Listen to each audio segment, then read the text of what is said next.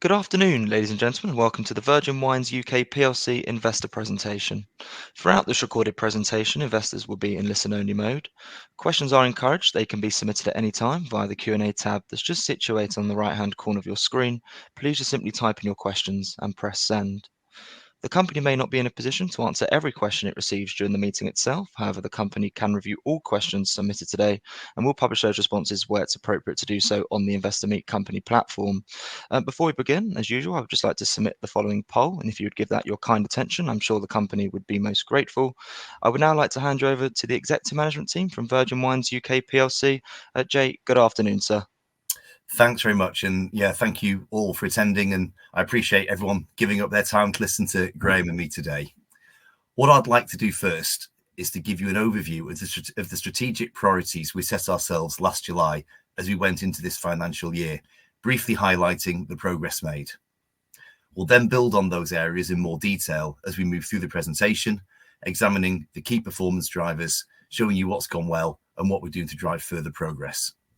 We'll finish by giving you some thoughts about the outlook for the business moving forwards and where we're focusing our efforts to maintain our position as the business that's the lowest cost to serve in the sector and where we can drive shareholder value. There were 12 key strategic aims we highlighted for this financial year, and I'll quickly identify those and show you how we've been getting on against them at the half-year point. First, we've always prided ourselves on our ability to deliver market-leading levels of profit, and we're pleased to have grown our EBITDA by 122% year on year. We have a disciplined approach to driving gross margins, and despite an inflationary environment negatively affecting input costs, as well as the largest single increase in alcohol duty in 50 years last August, we've increased our product gross margins from 36.5% to 37.2%. We wanted to deliver significant efficiencies within our warehouse operation, and we're delighted to have reduced the pick and pack cost per case by 25%. As mentioned, we pride ourselves on being the lowest cost to serve in our sector, and by keeping a laser-like focus on our costs, we've reduced our full operating variable by 11%.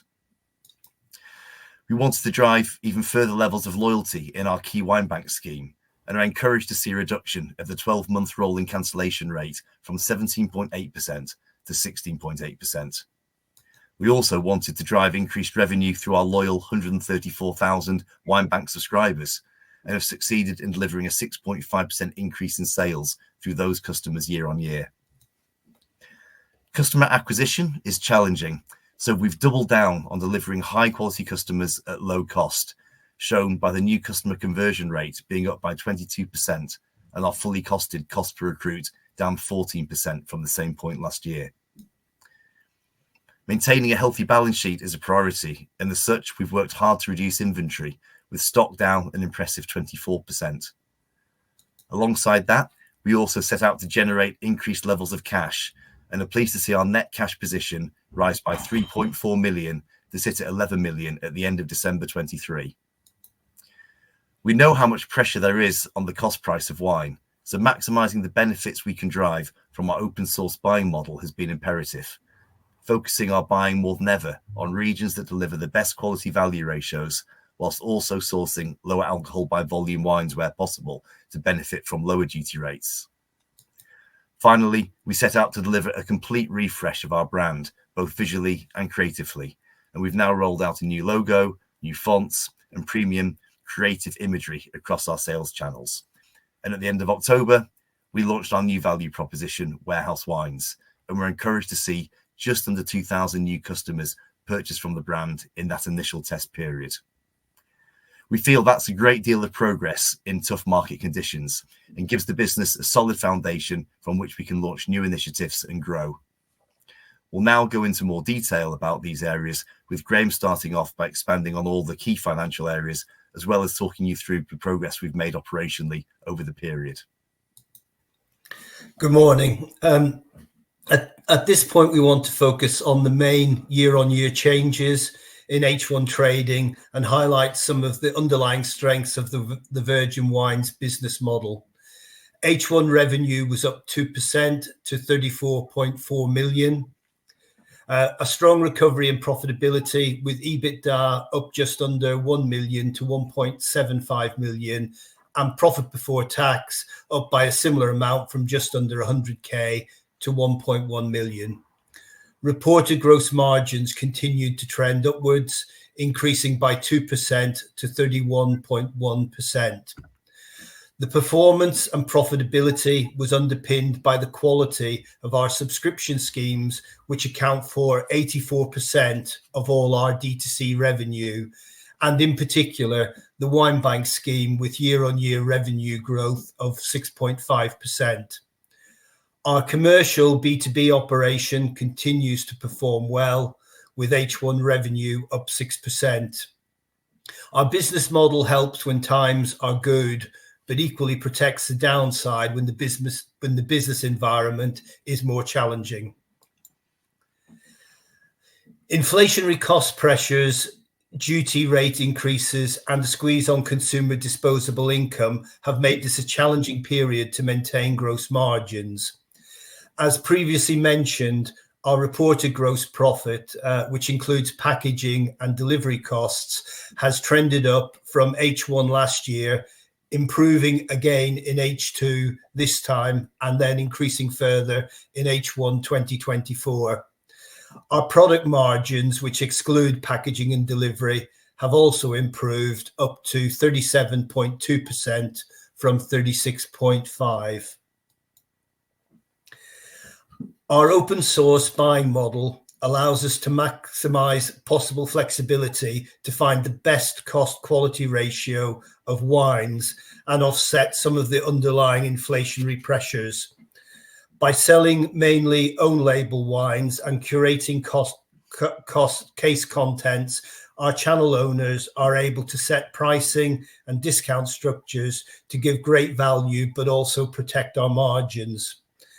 We mitigated the initial impact of the 44p increase in duty by making stock duty paid at the old duty rates, and this enabled us to minimize the impact of price increases on our customers. And then by reducing and then maintaining lower inventory levels, we're able to move product through the business quickly and avoid the need for reducing margin by selling off stock. August 23 saw the largest rise in UK wine duty in 50 years, adding 44 pence to the average pre-VAT bottle cost. This was particularly unwelcome in the midst of a cost of living crisis. Some better news in March 24 budget, which confirmed no further changes in duty rates until February 2025. This will ensure no further duty hikes in 2024 and should give a predictable landscape for the majority of our FY25 financial period. Where practical to do so, we will look at also reducing ABVs and utilising the new rules on ABV labelling to take advantage of some lower duty rate segments. As with profitability, we have seen significant progress in the net cash position in H1 2024. We've continued our long-established policy of keeping customer money in the form of Wine Bank subscriptions separate from group cash. Group cash at December 23 was up by 3.4 million to 11 million from 7.6 million in December 2022. In addition, we held 6.4 million in subscription deposits from our Wine Bank customers in a separate ring-fenced account. Profit plus tighter management of working capital, and in particular, the reduction of inventory levels, have made the main difference to our cash position. A key pillar of our business model is low cost to serve. In doing so, we want to maintain the highest possible level of customer service and satisfaction, as that is key to customer retention. Order fulfillment costs fell by 11% from last year, dropping from 14.6% of revenue to 12% of revenue in H1 2024. The biggest fall happening in warehouse pick and pack costs, which were down 25% year on year, following the issues we had with the launch of the new WMS in FY23. However, it should also be noted that packaging, customer services and carrier costs were also lower this year. Service and quality has been maintained throughout, with customer wine ratings solidly over 4 out of 5, and our Trustpilot score is rated as excellent at 4.4 stars, and we have over 17,000 5-star ratings. Probably the best overall indicator of service and customer satisfaction is the substantial fall in customer promise, which has almost halved to 0.8% of revenue. This is a combination of reducing picking errors due to the new working methods introduced as part of the new warehouse management system. We have also changed our packaging specification, reducing both damages and at the same time bringing down costs. We allowed inventory levels to drift upwards to offset the potential impact of supply chain disruption. As these risks have now mainly eased, we have focused on bringing stock holding back down to more normal levels. As a result, the December 23 levels were down 2.6 million from 11 million to 8.4 million. With these lower levels, we have been able to exit all third-party storage, improving our operational efficiency, eliminating double handling and reducing costs. We continue to monitor the range to ensure high levels of availability, but ensuring products are utilized quickly. The December 23 inventory incorporates the new warehouse wines range that was only launched this financial year. Disruption of Suez Canal traffic is adding some extra days onto shipping from Australia and New Zealand, but at the moment this is a manageable issue with no significant impact on our business operation. I'll hand back to Jay. Great, thanks, Graham. So I'd just like to talk a little about customer acquisition for a couple of minutes. As anyone who's listened to us talk before will know, we've built this business as the most profitable in its sector, in no small part due to our disciplined approach to customer acquisition. There are 3 things that we focus on specifically when we discuss customer acquisition. First is the amount of money we're going to invest and what our allowable cost per recruit can be, depending on the channel the customer is being recruited into. And by that, I mean whether they're acquired as a customer will fall into one of our subscription schemes, so either Wine Bank or our Discovery Club, or come in as a pay-as-you-go customer. The amount we're willing to invest in our customer acquisition is the largest single factor in determining the return on investment, lifetime value, or payback that we deliver. Second is the quality of the customer we acquire. The more aggressive we are with our pricing and the less targeted we are around the demographic profiling of the audience we deliver our offers to, the less likely it is that the customer will go on to purchase further cases and become a long-standing, loyal customer of Virgin Wines. Therefore, careful targeting alongside managing the discounts or pricing on that initial recruitment offer are key factors in determining the quality of the customer being acquired. Finally, the other key component is the actual scale or number of customers we can acquire. We'd love to acquire huge numbers of customers that are highly likely to convert and buy multiple cases over many years at a low cost per acquisition. However, in the current climate, it's extremely challenging to deliver all 3 of those key objectives simultaneously. Therefore, we've needed to instigate a hierarchy that we feel is the most advantageous to our business and our P&L in the current trading environment. Our preferred approach has been to be highly targeted with our acquisition and around the profiling of partners we're working with to attract new customers. And whilst we've remained competitive with our pricing, delivering attractive offers and deals, we haven't reduced our pricing to the levels where 1 or 2 of our competitors have, instead focusing on quality and value. The result of this has been a very significant increase in our new customer conversion rate. And this is the percentage of new customers acquired who go on to purchase a second full price case. And this has increased by 22% from 41.4% in December 2022 to 50% in December 2023. Even more impressive is the increase in the conversion rate of our Wine Bank customers, that's increased from 38.7% up to 55% in that 12-month period. Clearly, the higher we can drive the conversion rate, the lower the total number of new customers we have to attract to deliver the same amount onto our active customer base, and the more efficient and cost-effective we are as a business. Alongside the increases in the conversion rates has been our ability to also reduce our fully costed cost per recruit by 14%, from £20.51 to £17.68. For clarity, the definition of that fully costed cost per acquisition is the marketing cost of attracting a new customer, the operational cost of serving that new customer, plus any gross margin made from the case purchased. We believe this tactic of delivering high quality, low cost customers, as opposed to throwing significant amounts of money at attracting people who are likely to only be interested in that initial offer case and not go on to be an active customer, is the correct approach in what's a relatively subdued market. However, we also know how important driving volume is in the longer term, and we're excited about 2 new acquisition mechanics we'll be launching onto the market over the next few weeks, and we hope will also address the issue of volume whilst keeping to our disciplined cost structure. And I look forward to reporting back on progress made here in due course. I'd like to talk now about some of the key trends and behaviours we've been seeing from our customer base. We have 3 different groups of customers. Our wine bank customer base is our largest and most active. These members save a chosen amount of money each month in their wine bank account. The default amount is £25, but it can be anything between £15 and £100 a month.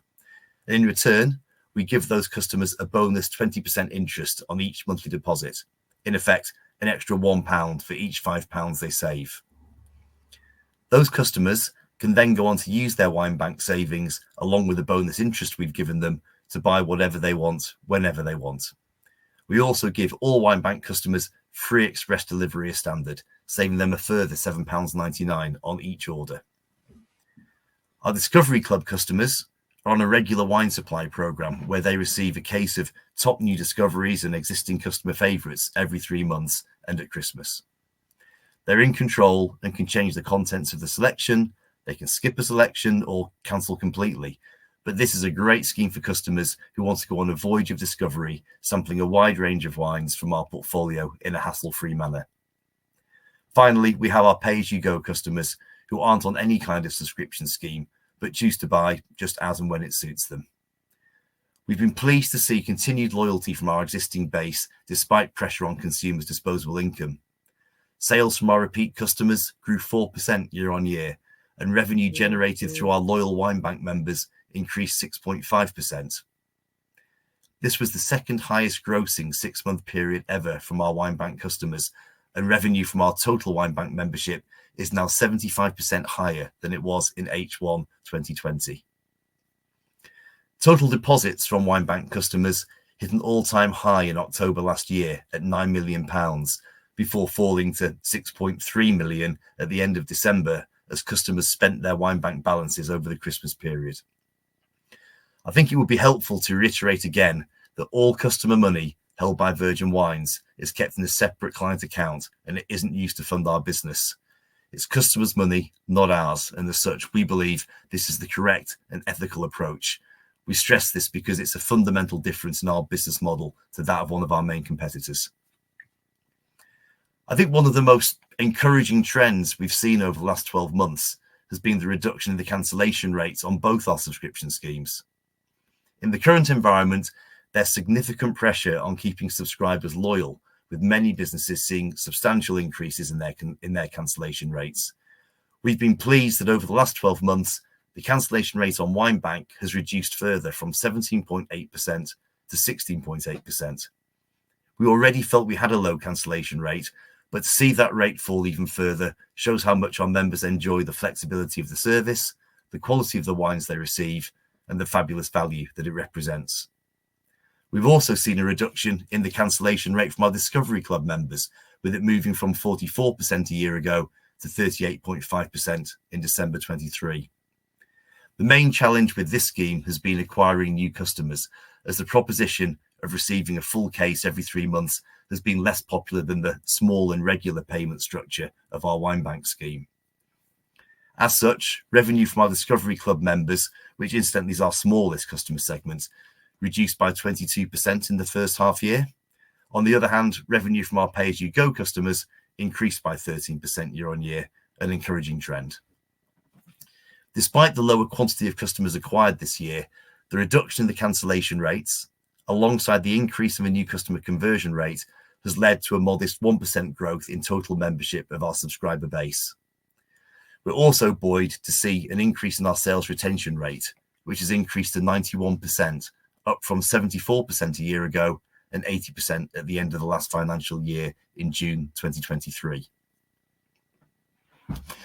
I'd just like to move on now to talk about our commercial and gift channels. It's been a positive period for both of those.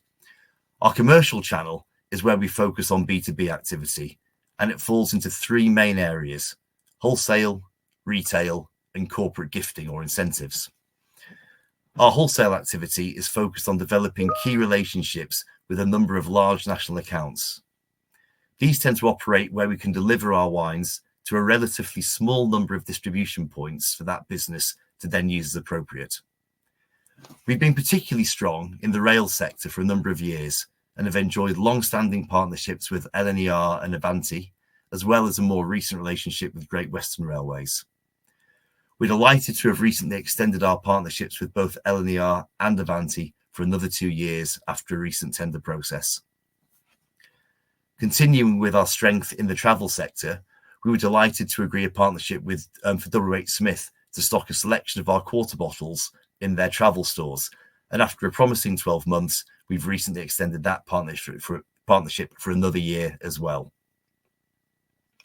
We continue to operate with a number of key retail partners, and we have highly valued partnerships with the likes of Moonpig, Shop Direct, Amazon, and Debenhams. We're more reliant on the traffic to their respective websites to deliver increased volume, but we're 100% committed to driving long-term growth, and we're continuously working with our partners to find ways to drive increased sales. Our team generated excellent levels of revenue through corporate gifting over Christmas, and this was the largest single contributor to our 6% year-on-year growth. This is also the highest margin activity in the commercial channel. Finally, we've continued to work ever more closely with our friends at Virgin Red. The Virgin Group loyalty program is going from strength to strength, and Virgin Wines are a key partner. We identified this opportunity as a key initiative right from launch and are delighted to see encouraging growth through the program. We're a particularly attractive option for Virgin Red members who have lower point balances, as we offer a relatively low entry level for members to redeem their points against wine, especially when compared to booking a flight or a cruise. Our gift channel also saw excellent year-on-year growth, up 17.5%. We were delighted with the results of our key Advent calendar campaign, which finished 18% ahead of the previous year, whilst orders from our bespoke, specially curated gift range were up 13%. This was all achieved while reducing our digital advertising costs by 14%, as this is the main marketing channel used to drive gift purchases. Graham has already touched on our open source buying model, but as you know, we've seen aggressive inflationary environments surrounding the cost inputs that go into producing and delivering a bottle of wine. We're fortunate that the buying model we operate allows us to be extremely flexible in the way we go about sourcing our wines, and the team have done an excellent job pivoting continuously to focus their buying on countries and regions where we can deliver the best quality value ratios and where we get the most benefit from current foreign exchange rates. To continue to be competitive on pricing while delivering increased levels of gross margin and maintaining the high levels of quality from a wine perspective, which is a non-negotiable for us, this flexible approach to buying is paramount. Apart from a tiny number of cases where it's essential for continuity of supply, so Prosecco, for instance, we don't ever contract guaranteed volumes of wine in advance. Grapes are an agricultural product, and as such, the quality and the pricing varies from vintage to vintage and from region to region. We wait to understand the quality and value that can be delivered each and every year before committing to volumes, and then we're totally involved in the blending process of our wines to ensure they deliver exactly to the stylistic profiles we know our customers love. This intensive way of continuously ensuring our customers receive the very best value every vintage from every region is a key factor in why we've managed to increase gross product margins whilst maintaining the high ratings for our wines. It's therefore not surprising that Sophie Lord, our head buyer, who you can see pictures on the slide there, was awarded the extremely prestigious title of UK Buyer of the Year by Decanter magazine just a few months ago. Sophie started with the business over 16 years ago in our customer service team and has been as has been the case with so many of our senior team, worked her way through the business via a lengthy period in the wine advisor team and then eventually into the buying department, eventually taking over the head of role just 18 months ago. In line with our ethos of driving a lean, efficient, productive business, we only have 4 people in our buying team, but I'm also delighted that their hard work and talent has been recognised as they've been shortlisted alongside Waitrose and the Co-op as best buying team at the forthcoming London Wine Fair. We've said for some time that we don't believe we receive the acknowledgement we deserve for the outstanding quality of our wine range, but along with a handful of other initiatives aimed at reinforcing this, which I'll talk about shortly, it feels that the industry is starting to recognise the exceptional quality and value for money that we continuously deliver to our customers. Over the second half of this last calendar year, we worked with a creative agency to update our brand guidelines. As part of that project, we created a freshly designed logo, new fonts for both our headline and body copy, as well as incorporating more lifestyle and wine-orientated imagery. Building upon the point I just made about the quality and authority we have regarding our wine range, it was important that we represent that within our marketing and customer communications to deliver a more premium and aspirational image. We're delighted with the results of the process, and we're pleased to have received positive comments from customers about the new look and feel. We recently hosted our Manchester tasting and had the pleasure of welcoming 800 of our customers who descended upon Manchester Central Exhibition Centre, where they could see all the assets of the new brand refresh at first hand. The reaction was uniformly positive, and we're currently in the process of rolling this out across all our sales and marketing channels. Hopefully you can see some of the elements of this new brand look and feel within this presentation, and I hope you like the direction we're taking. One of the key initiatives for this financial year was to launch a new value proposition and test it by bringing it to market. This proposition is called Warehouse Wines, and it's aimed at delivering superior quality wines to supermarket buyers who are wine enthusiasts but tend to buy their wines at under £10 a bottle. This is a huge addressable market and one that we believe is poorly catered for currently by the direct-to-consumer players. We launched the brand in late October with 60 exclusive wines, largely priced between £6.49 and £8.99 a bottle, with the aim of understanding whether potential customers would be attracted to the proposition. We've deliberately differentiated the business model to be one that's focused on everyday low prices rather than subscription mechanics, and so far the results have given us reason to feel really optimistic. We've used the lapsed Virgin Wines base as the main test bed for this as a free source of new potential customers. We also know that those customers have previously been attracted to buying wine by the case, but something to do with the Virgin Wine proposition, most likely either the price or being on a subscription scheme, has caused them to never convert after that recruitment case, or for them to stop engaging with us. Given we've attempted to encourage these customers to re-engage with Virgin Wines many, many times, it was encouraging to see nearly 2,000 of them buy from Warehouse Wines in that short 2-month period. Feedback from customers has been extremely positive, and we already have an excellent rating on Trustpilot from 110 reviews, whilst the wines that are being rated by customers on our website is giving average ratings of over 4 out of 5, so comparable to what we receive for the Virgin Wines range. Anecdotally, from both our customer service team and Trustpilot, the fact there is no subscription element has been highlighted as a real plus, and the competitive nature of the ongoing pricing has been highlighted regularly. To add independent credibility to the proposition, we're delighted that wine expert and TV personality Joe Fattorini has come on board to champion the brand and the quality of the offering. He is very much seen as a wine personality that endorses bringing good quality wine to the masses, and he's incredibly enthusiastic about the Warehouse Wines proposition, the quality of the wines, and the value that they represent, making him an ideal partner for us. Given this promising start, we're now putting in place a full marketing plan to drive meaningful volume over FY25, FY26, and to establish Warehouse Wines as a multi-million-pound contributor to the Virgin Wines Group, as well as the leading player in the direct-to-consumer sub-£10 a bottle market. Last time we presented, I mentioned plans to launch 2 new initiatives designed to add credibility and authority to our wine credentials. I'd just like to briefly update on how those are going, as they're both imminently to be launched.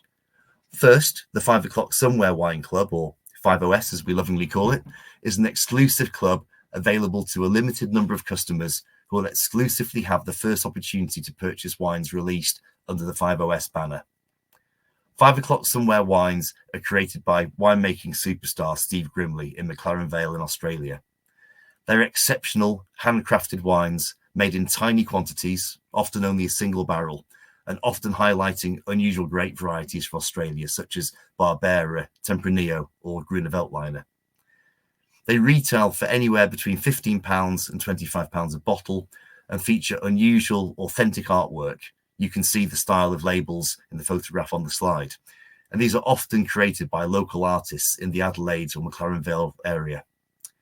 This initiative is being launched imminently and will initially feature 12 different wines before we roll out a regular quarterly cycle.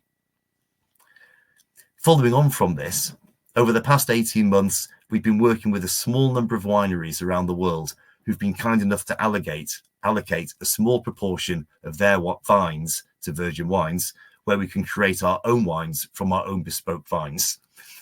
This has been created to deliver a halo effect by showcasing how we normally work with winemakers across the globe to create this exclusive Virgin Wines range that our customers know and love. The difference in this instance is that we're in charge of the whole process, as if we own the land, and that these are exclusively our own rows of vines, and we're in complete control of the whole winemaking process. We have 7 different wines being produced that will all be available before the end of our financial year in June, with exclusive bottlings for wines from France, South Africa, Australia, and England. The first wine is now in stock and will be available to customers shortly, and that is the English sparkling wine we've created, and you can see the actual wine featured here on this slide. We're excited about both these wine initiatives, and we believe they will do much to build our reputation as being one of the most credible and exciting wine retailers in the UK. I'd like to move on now to speaking about the prospects for the business over the next few months before Graham takes you through a number of initiatives we have in place to ensure we continue to drive efficiencies and productivity across our business, as well as looking at ways we can drive shareholder value. As explained already, in a tough environment, we've doubled down on delivering year-on-year gains across numerous KPIs, working hard to control what's in our power. We've substantially increased our profitability. We've driven revenue growth overall with year-on-year increases through our wine bank customers, as well as in our commercial and gift channels, while driving an expansion in our gross margins. We focused on operational efficiency, reducing costs in the warehouse and across our full operating variable, while inventory, generating cash, remaining disciplined around our customer acquisition, all while launching a number of new initiatives. Given this backdrop, it gives us reason to be optimistic about the prospects for our business. It is still a tough trading environment, and we aren't immune to the challenges the current consumer landscape delivers. But driving increased volume is challenging, and January and February, which are always quiet months, were typically subdued. However, March has returned to much more normal levels of trading, and we remain confident in delivering our profit for the year in line with our expectations. However, it's vital we retain our focus on cost control, as well as working out how best to use the cash we generate to deliver value to shareholders. And I'll now hand back over to Graham to talk about these 2 areas. Our view at the moment is that this is no time to be complacent. Market conditions remain challenging, and the group is ensuring we have a fit and lean business well positioned to take advantage of all market conditions. With that in mind, we've been carrying out a group-wide review of all expenditure to ensure it delivers the best value for money and is targeted towards achieving our core growth objectives. Initiatives include retendering key supply agreements, reassessing the value for money of all our tech and IT spend, further leveraging the functionality of the new WMS system to drive down operational costs, and to continue monitoring our stock levels to protect margins and reduce storage costs. Savings from this exercise will be used to invest quicker in growth initiatives and to protect our profitability. We are already seeing benefits from some of the early initiatives, and the full value of these should be reflected in our FY25 trading. We are, of course, aware that the shares have not performed well post-IPO. It is our responsibility to find ways to drive up shareholder value. The group remains debt-free, and we believe the business will continue to generate free cash. There are a number of options under consideration. Whilst maintaining our core discipline, we will, as appropriate, invest further in organic growth through new customer acquisition and by growing the Warehouse Wines brand that we've just recently launched. We continue to assess both UK and international M&A opportunities that would deliver profitable growth and accretive shareholder value. We will also review options to introduce, if necessary, a dividend policy to return cash to shareholders. And based on the current good value of the shares, we have announced our intention to launch a limited share buyback scheme to cover our future commitments under our share-based payment plans and to avoid future shareholder dilution.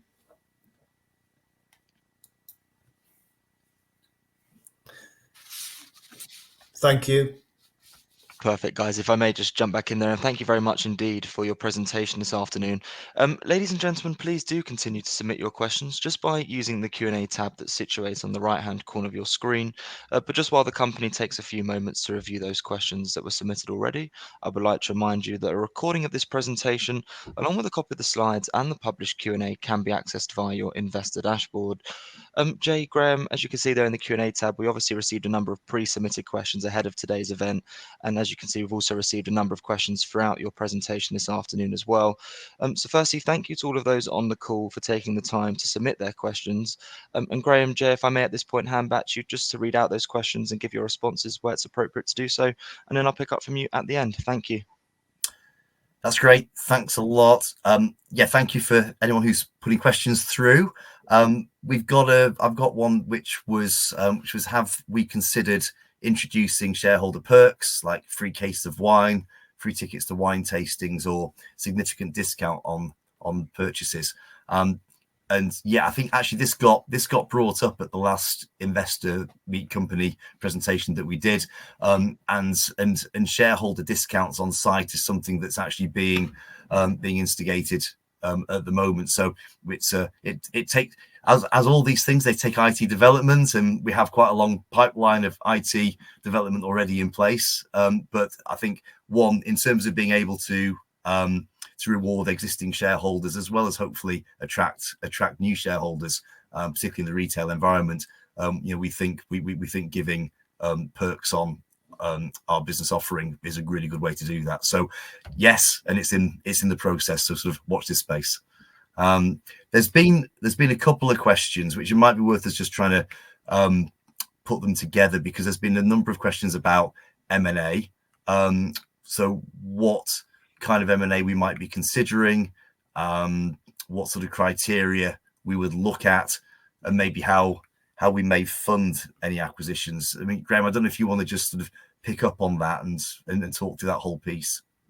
Yes. I think in terms of potential M&A opportunities, I think we are focused on remaining in the online sector rather than going for sort of bricks and mortar retail. So we probably we'd look to expand online. That could be in the UK in in a similar or related sector to what we currently operate in, where we could bring our disciplines and our business model to play.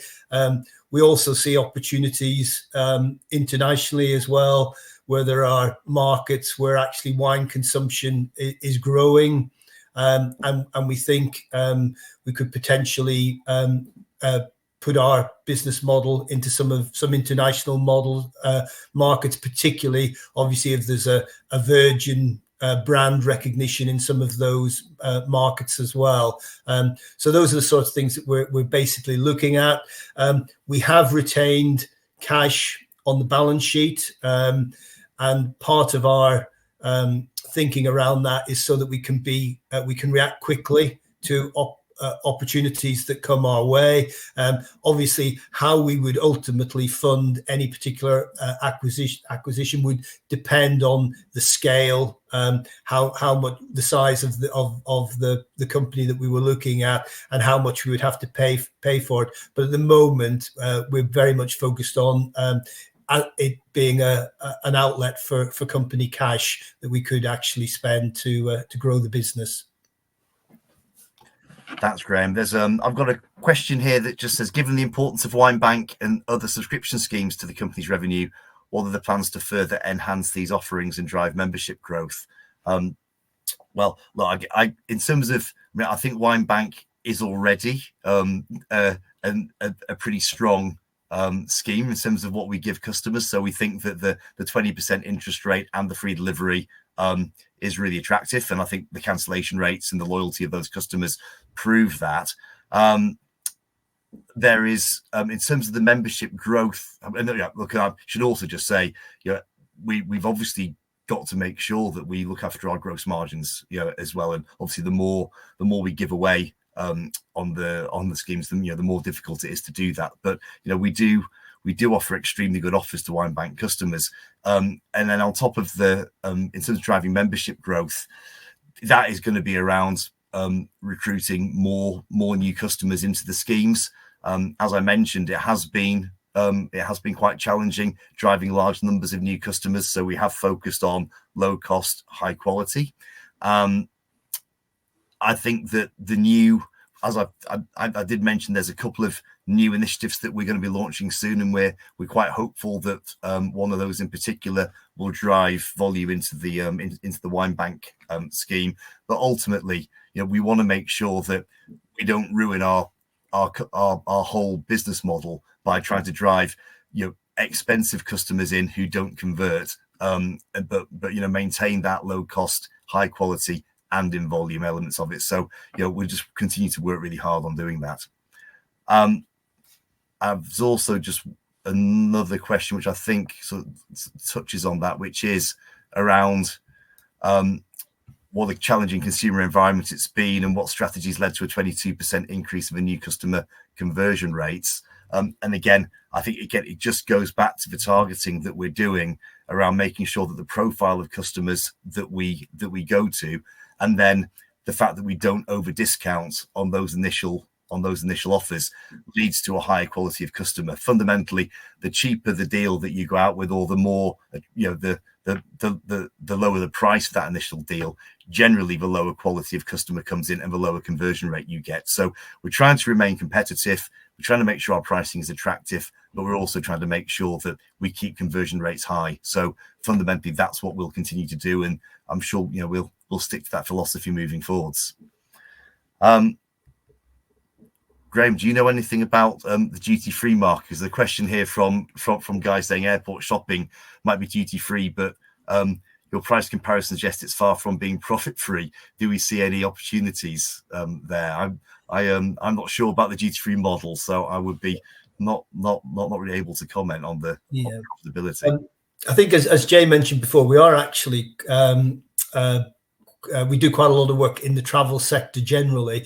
We haven't had access to any duty-free shopping at this stage, but it's something that we could potentially look at through the people that sort of concessions. My understanding is that it's very expensive to get to actually get onto the duty-free side of any sort of airports and things like that. So it may well be that it's something that we couldn't do, but it's something certainly that our commercial team would definitely consider going forward. There's no reason why we couldn't do it if we can find the right way to enter that market. Yeah, there's just a question about benefits packages as well offered by companies or agencies on their behalf to their employees. And again, yeah, that is something that we're involved with. We do a lot of work with Perkbox. We obviously have, there's a Virgin wide employee incentive scheme as well, which obviously we're very active in. And yeah, look, again, any way that, again, it sits into with our commercial department, but they're always talking to people who will give access for our products to large groups of people. So employee incentive schemes and packages are definitely part of our model. There's also a question here about lean methodology. So a question is, someone's been learning about lean methodology to maximize value for the customer and minimize wasteful processes. Is Virgin Wines a lean business? I'm not sure if lean, the way you've expressed it all in capital letters, is a specific methodology that I'd have to know about before saying whether that was definitely the case or not. But I believe that we are extremely lean in terms of how we would think about that, in terms of being low cost, operationally efficient, and very productive. And we analyze every single cost line and try to make sure we get value for every single pound spent. Graham, I don't know if you want to expand on that at all. Yeah, I think we focus very much on our operating variables, because we know the lower we can keep those, the better value we can give our customers overall. So and it's a matter of sort of a penny here, 2 pennies there, 5 pennies there, to try and keep our operating variables as low as we possibly can. So we do assess processes, we look for efficiencies, we try to improve operational productivity continually to do that. And we also do the same in terms of our tech spend as well, making sure tech spend, we get value for money, that it's really adding value to all our processes. And we will continue to invest in tech where we think it can produce productivity improvements. We can only really benchmark ourselves against people who have similar business models to ourselves, and we believe that we're the lowest cost to serve of all the businesses in our sector. But that's something that we don't just take for granted. It's something we work on continually, and we'll try to continue to drive that down, because it means that we can keep our pricing to our customers as competitive as we possibly can. And hopefully that means we can also drive volume through our business model as well. Great. There's a question here about the psychology of pricing. So sort of odd pricing, £6.99, etc., is associated with the lower end of the market, while even pricing, £10, £12.50, 15 is associated with the higher aspirational ends. Have we investigated the psychology of pricing? Not formally. I haven't investigated the psychology, but I mean, obviously, I guess 27 years of doing this gives you quite good empirical understanding of how pricing works with customers at different levels of the market. But I will take that on board and go, and I'm going to Google the psychology of pricing and see if we can learn more about that. So thank you for the comment. And then finally, have we considered reviewing or recommending selling books about wine? And so yes, we have. We have sold wine books. We've had a number of different books that have accompanied different cases that we've offered. We had one fantastic book about the history of Chateau Moussard and producing wine in the Lebanon that we sold alongside 3 different vintages of Chateau Moussard as a gift pack that did extremely well. So yeah, books are something that we do sell alongside our wines, and not just wine books, but recipe books and things like that as well. So again, thank you for the comment. But yeah, that is something which we look at continuously. So I think that's it for the questions at the moment. So unless there's anything else, I think we're there on that front. Absolutely, Jay, Graham, thank you very much indeed for being so generous of your time and addressing all of those questions that came in from investors. And of course, if there are any further questions that do come through, we'll make these available to you immediately after the presentation has ended, just for you to review, to then add any additional responses, of course, where it's appropriate to do so. And we'll publish all those responses out on the platform. But Jay, perhaps before really just looking to redirect those on the call to provide you with their feedback, which I know is particularly important to yourself and the company, if I could please just ask you for a few closing comments to wrap up with, that'd be great. Yeah, thanks. I think we have an incredibly disciplined business. We're really efficient. We deliver excellent levels of gross margin, are cash generative, and profitable. And we're driving continuous improvement everywhere and ensuring, say, every pound that we spend, we get a return on. However, we are also ambitious and we want to grow. And with that in mind, we believe the discipline way that we work at the moment puts us in a great position to deliver growth in our core business as soon as the macro outlook is a little more positive. We also believe our new initiatives will deliver growth, and we're excited about the prospects of warehouse wines as a value proposition in the D2C space, and we're open to growth through M&A if and when the right opportunities arise. So we're optimistic about our prospects moving forwards, and we hope you've also been encouraged by what you've heard today, and we'll look forward to updating you on further progress in a few months' time. Jay, that's great. And thank you once again for updating investors this afternoon. Could I please ask investors not to close this session, as you'll now be automatically redirected for the opportunity to provide your feedback in order that the management team can really better understand your views and expectations. This will only take a few moments to complete, but I'm sure will be greatly valued by the company. On behalf of the management team of Virgin Wines UK PLC, we would like to thank you for attending today's presentation. That now concludes today's session, so good afternoon to you all.